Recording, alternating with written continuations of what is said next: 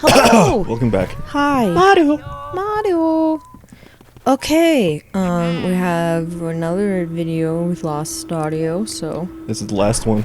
Last one. The rest will be your normal scheduled. So we're gonna talk about some urban legends, because urban legends are fun as shit. Only Salt Lake ones. I'll look that up after, because I'm already. Will you stop trying to knock over my tea, you big fucking chungus bitch? Cat. Okay. Have you heard of the slip-mouthed woman? Maybe. Maybe? You probably have. Does she have a Chelsea smile? What? Yeah. A Glasgow smile. What? It's where someone takes Yeah, she's got a little like the Joker yes. from Slipmouth woman is a rather disturbing legend surrounding a seemingly ordinary woman wearing a surgical mask, as though to protect others from catching her cold. She appears before those walking alone at night, usually children, and asks, "Am I beautiful?" If you answer no, you are killed with the pair of scissors she carries. If you answer yes, she takes off her mask to reveal her grotesque grin, a mouth that has been slit from ear to ear. "How about now?" she will ask. She will kill you if you say no, and cut you an identical smile if you say yes. Rumor has it that a few answers will confuse her long enough for you to escape. You're average or meh, so-so, according to myth. You're My right. beautiful meh. I mean, I'd fuck you. Just make that noise. She's like, according to myth, she was a woman disfigured by her husband when he found out she was cheating. After he viciously cut her mouth, he asked her, "Who will think you are beautiful now?" This is popular urban legend in Japan and appears in dozens of movies, manga, and anime. I think she's really neat. I also heard one that's more of a more recent telling of her, and she's just like this crazy lady who would like to terrorize children by doing that in real life. And then when the cops approached her, she ran into traffic and died.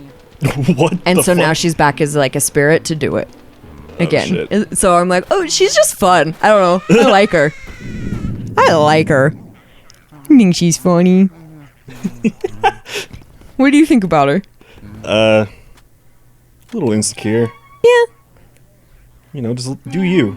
Yeah. You gotta feel beautiful for yourself. You don't need when anyone's your approval. husband has disfigured you and like manipulated you and brainwashed you so much, like I see it, you know, which is why I think her story is interesting. Like You gotta stab people with scissors. That's fine. I mean, you gotta cope the way you need to cope. Yeah, that's okay. It's okay. This is called Akamanto. I hope I'm pronouncing that right, but I am probably not. Doesn't sound Japanese. Red Cape. Red pants. Red pants. The frightening tale of Red Cape says that the handsome spirit of a man wearing a mask. How do you know he's handsome then? Waits in the stalls of ladies' washrooms. Usually, why I'm doing Japanese ones is because I think they're especially freaky. I feel like I like them a lot. Usually, ladies' washrooms, usually the last stall in the line. Once seated, the specter's voice will ask, "Do you want red paper or blue?" If you say red, you will suffer a violent death. If you say blue, you are suffocated until you turn blue and die. Toilet paper, please. So what if that's your response? The way that you can get around that is asking for ordinary paper. Or asking for ordinary paper will have ghostly hands appear out of nowhere, sometimes right out of the toilet, and drag you down to hell. But fear not, the way to avoid any of these fates is to politely refuse anything he offers. I just thought that one was dumb and funny. No, I think I'll just caveman it. I'll wipe my ass with my hand. I'll just have peanut butter butt. Yeah. Peanut butter butt. Just use my underwear and flush it down the toilet. So this is another Japanese one. Okay. Sorry, just being weird. Tiki. I hope it is. It's Teketeke. So Tiki Tiki was a schoolgirl who tripped on some train tracks at a critical moment. She was cut in half by the oncoming locomotive. Why do you have to say locomotive? You can't say train? Sorry, I'm just reading something, so it's not my words. Now Tiki Tiki is a vengeful spirit who crawls around on her hands and elbows and dragging sound of her torso along the ground, making the Tiki Tiki sound. I don't know what kind of torso would make that sound. You know? She wanders around at night, slicing her victims in half with a scythe to mimic her own disfigurement. She can also hide in places like cars and windows where half a body would typically be seen. Oh, that's really scary. Actually, I don't like that. And once her victim comes close enough, she surprises them and reveals herself. You can only escape her if you can outrun her. But watch out, she's extremely fast. Oh, shit. Oh, fucking get at you. Let's look up Salt Lake City. There's that woman in the white dress. The Gravity Hills or whatever. Yeah. I don't know much about her. Just apparently she's there. Yeah, me either, actually. So let's look up some stuff. These 7 urban legends in Utah will keep you awake at night. Let's do that. Okay. Number 15. Burger King foot lettuce. Oh, have you heard of the Bear Lake Monster? Oh, that sounds sort of familiar. Yeah. The urban legend of the Bear Lake Monster goes back to at least 1868 when Desert News reporter Joseph C. Rich ran a series about the serpent-like creature. Oh, we have our own Nessie? Cute. Oh. Fun. The series quoted many well-known citizens who all claimed they'd seen the monster. However, in 1888, Mr. Rich admitted he made up all the stories. You fucking asshole. We have our own Nessie. Just say it's true. Legend continues, however. Every so often, someone claims to have seen the Bear Lake creature, which bears a resemblance to the Loch Ness Monster in Scotland. Fuck yeah, our own Nessie. You can't say it's gonna keep me up at night and then say it's fake. Come on. Yeah, what the fuck? You have to know this one, right? Hobbits live in Sugar House. Oh, the Hobbitville? The Hobbitville. Yes. My mom went there. Is it real? Yeah. What is it? I know people who've gone. I've been to the road what leads to it. Is it just... And I was like, I am not going. Is it just a bunch of really little houses? Yeah. And it's like a town of like little people. But they don't like... The hobbits are magical evil creatures who worship the devil? That doesn't sound right. So you're just scared to go into a place that has a bunch of little people? Yeah. And so you're not scared of maybe that they worship the devil? Well, I guess they don't... Because that's what I always heard, is that they were scary. Kind of xenophobic. Like, if you're not like them, they're like, oh, you're just here to make fun of us and get pissed, you know? There is indeed such a community of tiny houses, but is originally house birds, not people. Mr. and Mrs. George Allen lived on the property in the 1930s and were bird lovers and collectors. Dr. Allen built many housing structures for his birds, some of which looked like tiny houses. When he needed an influx of cash to find his bird sanctuary, he added some small human homes to the 8-acre property and rented them out. You may still find some of the houses on property for rent, but you won't have hobbits as neighbors. That's fucking weird. I don't even know if little people live there. That's just what I've heard. That is so weird, because I do remember hearing about that. That is such a weird thing that we have. That's so bizarre. Just a neighborhood of... It's not scary, it's like just a cul-de-sac weird. of really tiny houses. Oh, I didn't hear this. 6-year-old Utah girl loses her hands. Her father punishes her with a hammer, causing both hands to be amputated. You heard this? Is that an urban legend? Apparently, according to this fucking Sounds only like in a your true crime thing. only in your state.com.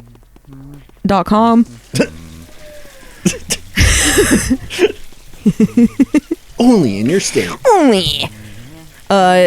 The child was playing mechanic in the garage, pounding on the family's new car with a hammer. Oh no, that's pretty not good. We talked about pissing the bed last time, and this ghost, she has everything upside down because she doesn't want to wet the bed anymore. Oh, that's right. That would have been appropriate. When her furious father caught her, he used the hammer on her, breaking her hands until 2 fingers fell off. Oh my god. The attack did so much muscle tissue and nerve damage that she had to undergo amputation. Allegedly, the mother refused to press charges, stating that the father was responsible for discipline in the home. So the child would be returned to her abusive parents. A Utah reporter received an outrage letter about the true case in 1986. A quick call to Primary Children's Hospital determined that there was no such patient there. While horrific child abuse really does occur, luckily this Utah story was simply based on urban legend that had been circulating across the country. So that's not real. None of them are real, dude, except for the fucking Hobbitville. Yeah. Which is so weird, still I can't get over it. Well, Carcass in Farmington. What the fuck? Oh, I think I've heard of this. Really? In Doesn't it December explode? 2014, a farmer found a dead whale in his field. Yeah. This rumor got started when the World News Daily reported a spoof site similar to The Onion wrote the story. Someone read it and didn't realize it was posted on a spoof site, so she shared it on social media where it went viral. That's fucking hilarious. Okay, so another fake one. The Disneyland hearse, the old horse-drawn hearse that sits on the entrance to the Haunted Mansion at Disneyland, was used to transport the body of Brigham Young to his funeral. No one is sure how the urban legend got started, but it's alive and well. It would be a great addition to the church history, but sadly it's not true. Good, that's fucking dumb. I mean, they were both shitty people, Walt Disney and Brigham Young. Good artist. Escalante Petrified Forest. Take home a piece of petrified wood from the state park and you'll suffer bad luck due to an ancient curse. The state park receives as many as a dozen letters from previous visitors every year returning petrified wood and telling stories of accidents, lost jobs, and other misfortunes. It's illegal to remove anything from a state park, including pieces of petrified wood. However, there's no proof that a curse has anything to do with visitors' misfortune. I mean, that's pretty weird, though. Okay. You know? Yeah. Like, I mean, I guess if you believe in superstition, but, like, that's a lot of people believing in superstition. Sending back pieces of wood. But I feel like Utah, we really like that kind of shit here. Because Mormons really like that kind of shit. They're like, ooh, spooky, you know? Yeah, don't go in the woods. Provo teen cooks herself in tanning bed. So this is just, I've heard this. This is just Final Get out of Final this website. Destination 3. Yeah, I hate it. Okay, let's look at a different one. Yeah, 7 KSL. They're from here, right? Isn't Yeah. that us? That in Idaho, I think. 3 local urban legends that may offer grains of truth. That's what we want. That's what Truth me, daddy. That's Call what me, baby. Highway 666. The number 666 has long been considered dangerous by many because of its connection to the beast in Revelation. So it isn't surprising Route 666 which runs from New Mexico to Monticello? I don't know how to say that. Was nicknamed Devil's Highway. Drivers and locals have reported seeing flaming semi-trucks and evil spirits who will climb into your car to steal your soul. Hell yeah. Naturally, they... It's a big, fat, scully man, like... yeah, it's just Give like me your that. soul. Who's, what's his fucking... Is it Knight Rider? Is that his name? Yeah, that's just what I'm thinking Fucking of. Like, Nicolas Cage? Yeah. Yeah, fucking loser. Don't make fun of him. And naturally, they claim these freaky occurrences have led to a higher rate of fatal car accidents than other roads named with safer numbers. Is there any truth to the story? The highway was renamed Route 491 in 2003, but has still been on the deadliest roads. Oh, so it's not that. It's still deadly as ever. It's most likely that the high traffic and winding rural connections of the roads are the driving factors between the unusually large number of accidents. Gravity Hill! This is what we're going to talk about. Yay, Gravity Hill! Tradition says if you put your car in neutral when you hit a sweet spot coming down Bonneville Boulevard near the state capitol, instead of rolling down like the laws of physics demand, you'll find yourself rolling back up. One of the many explanations given from this strange phenomenon is that a group of students tragically killed in a bus accident who had recently visited the Capitol is busy protecting people from rolling off the cliff. Some have even reported seeing handprints on their bumper after experiencing an uphill ride. I have chills. Seriously. It's so weird. Oh, they're just helpful. I know, but it's so weird. Come on, guys. Is there Let's help them out. I don't want you to die like we did. It's horrible. Is there any truth to the story? As you may have suspected, the truth behind this urban legend is that the appearance of rolling uphill is actually an optical illusion created by the landscape. Oh, that's kind of crazy though, too. Yeah.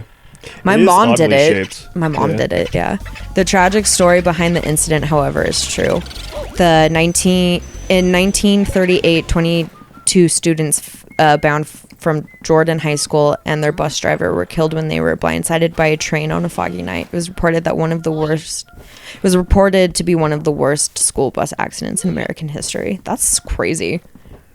You can't do Gravity Hill anymore. They have it blocked off. Yeah. This is my favorite place to go jogging. Yeah. I mean, you can still jog. Yeah. But you can't drive. It's just like a one-way. Yeah, it's a one-way, and you can't drive your car down the road. Yeah, you can't drive your car down the road that actually is the part to do Gravity Hill. You definitely can't tell if you're going up or downhill. It is quite spooky though. It's really scary there. Me and my friends just went there to like ghost hunt, do bullshit, get spooked. We like to do that a lot, and we lived right next to it. So it was really easy. We lived like 2 blocks away from the state capitol, so it was really easy just to go walk down there. And we did it one time, and we had like a flashlight, and we dropped it, and then we were picking it up, and then we stood up, and there was a fucking man just walking past us. There's always just random dudes walking past us at the perfect time to freak us the fuck out. And then we screamed because it literally scared the shit out of us. We were like, ah! And he just kept walking, and we were like, fucking asshole, like you scared us, you can't even say sorry. And then we're like, oh, he probably had headphones in because he was probably just on his night walk, but it was spooky because it scared the fuck out of us. There is a lot of homeless people who live down there though, like who camp out down there. Let's see if we can find a real quick one.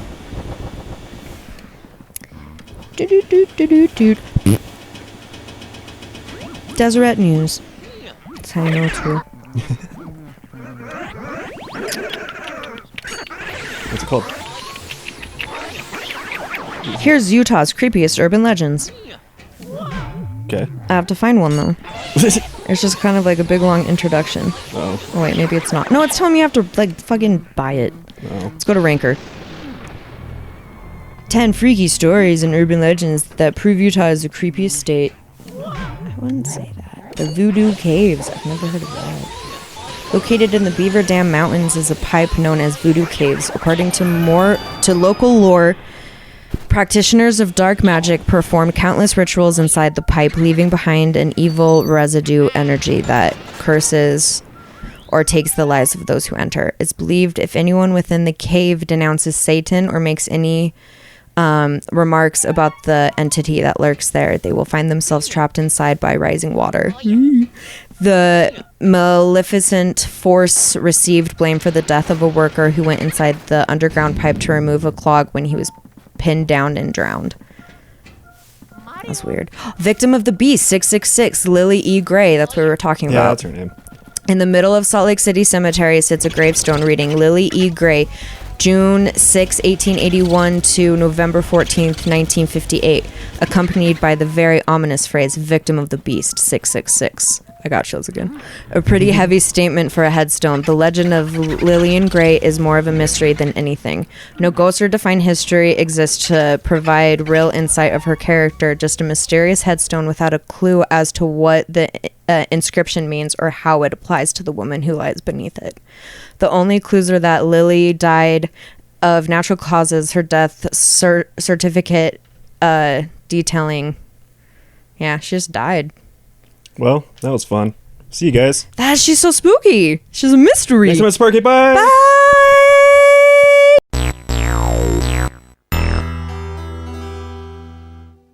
Bye. Lillian Gray, Lillian Gray, Lillian Gray, the Kit Kat bar.